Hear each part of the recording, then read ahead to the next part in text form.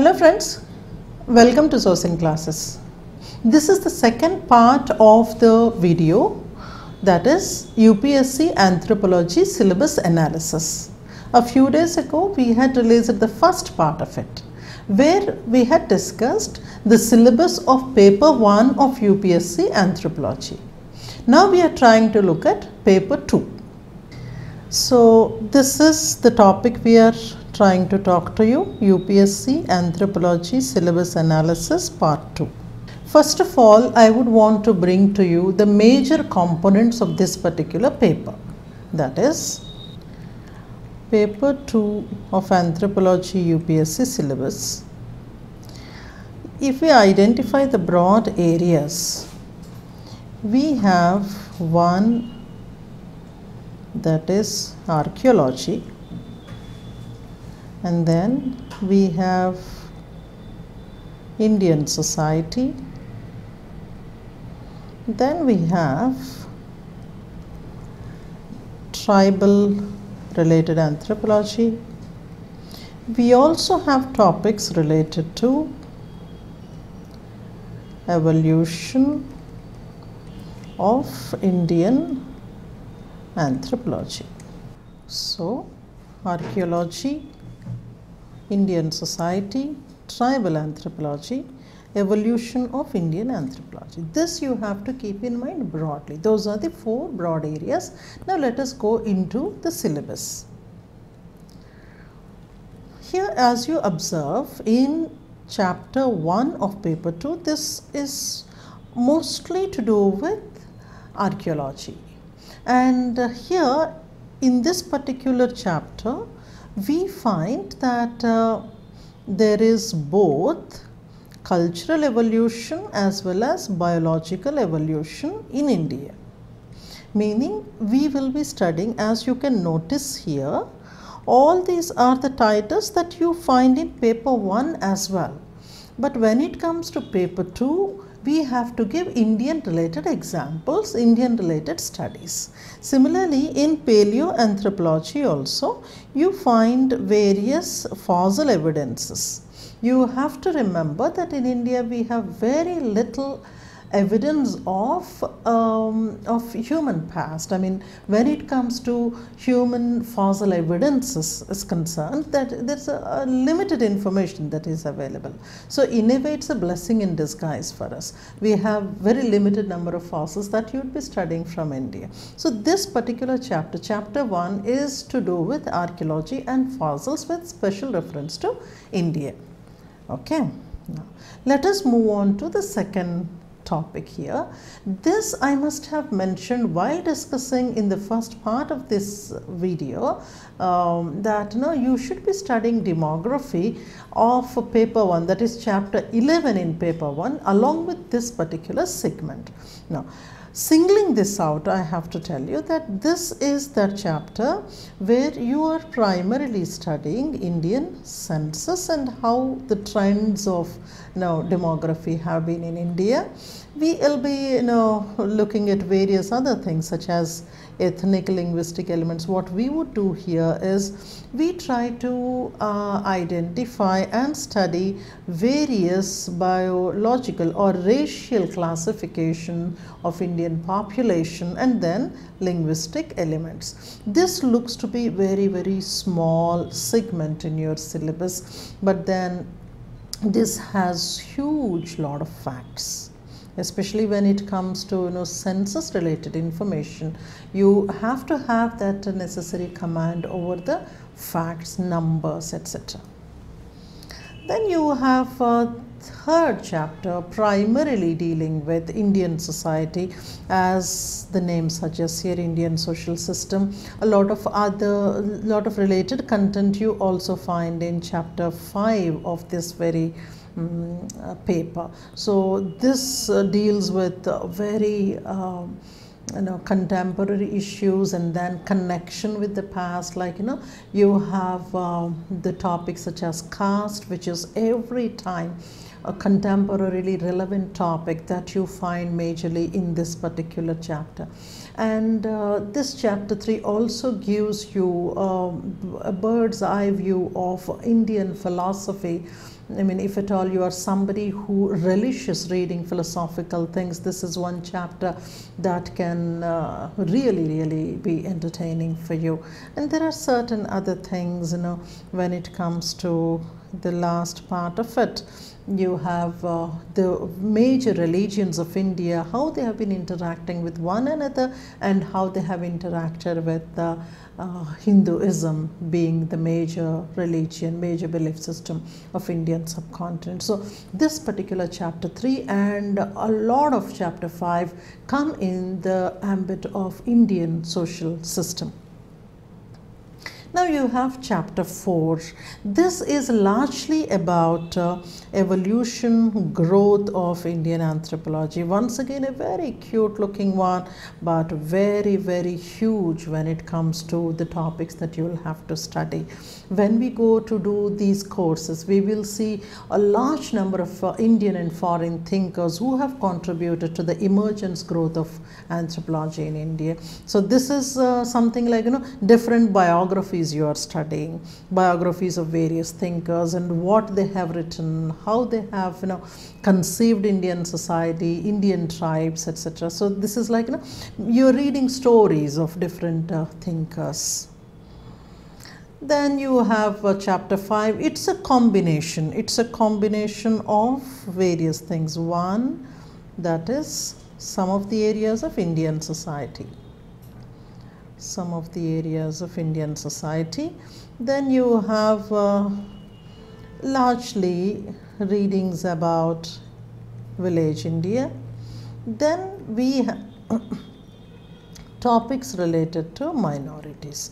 Those are the 3 major issues in paper 2, chapter 5. Indian society, village studies and minority related issues.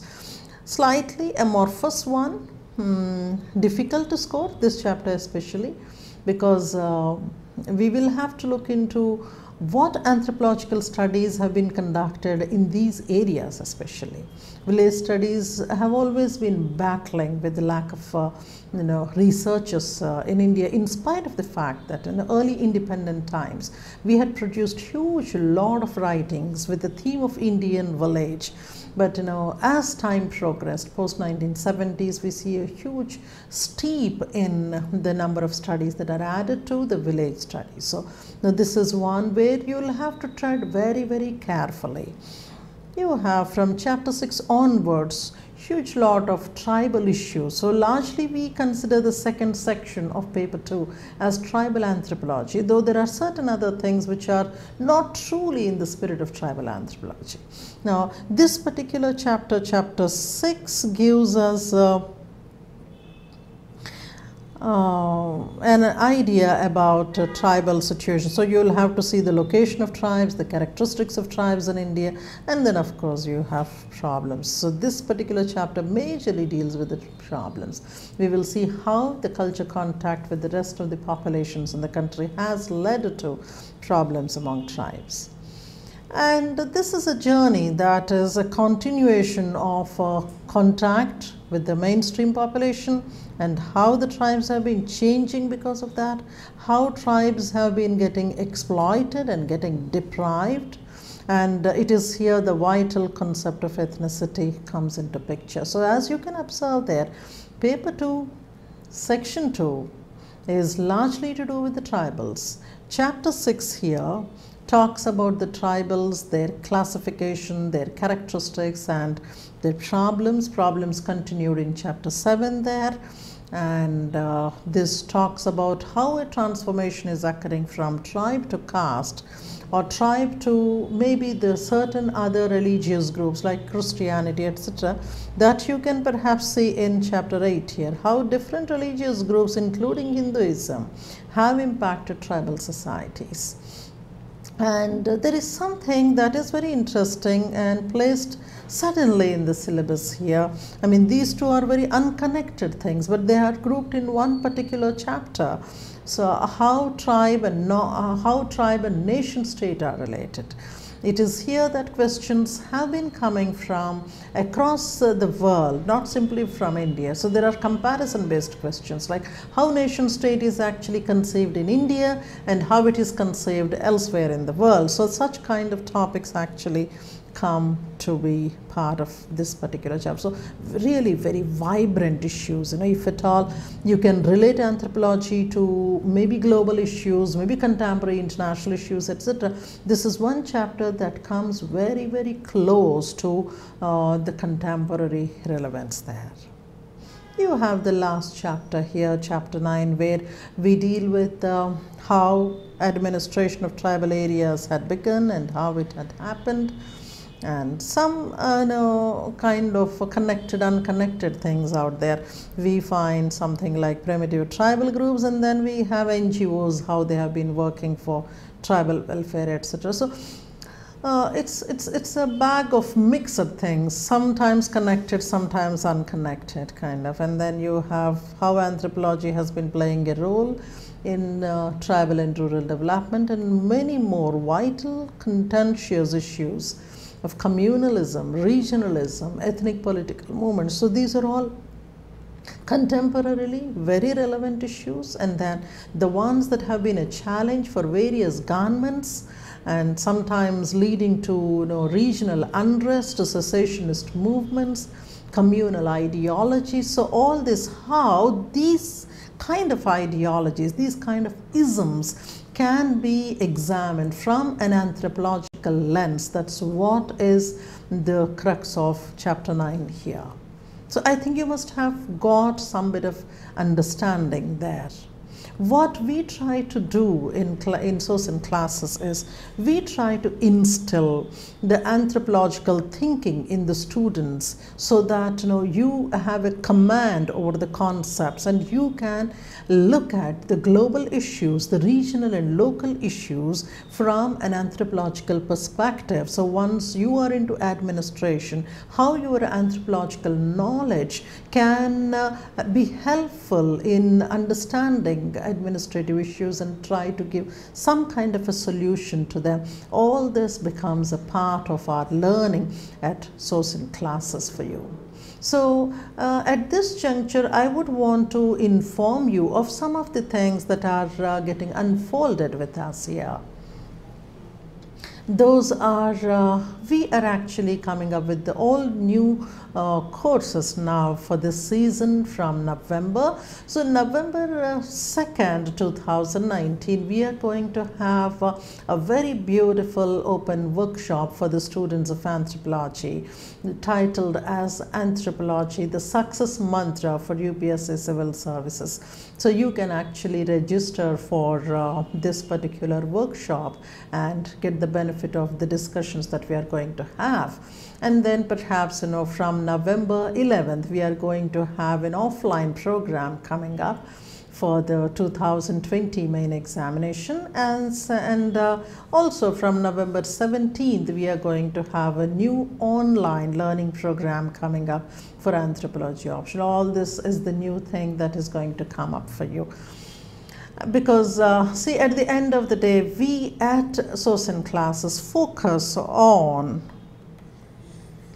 the things there, like we try to build your concept, because at the end of the day we look for the high scores for you, and hence we try to make you read the original books, and whatever readings that we provide, a comprehensive learning that we try to provide to you, coupled with a lot of entertainment out there. So you can actually join us at 11 o'clock in the morning on 2nd of November for the open workshop, and you can register online.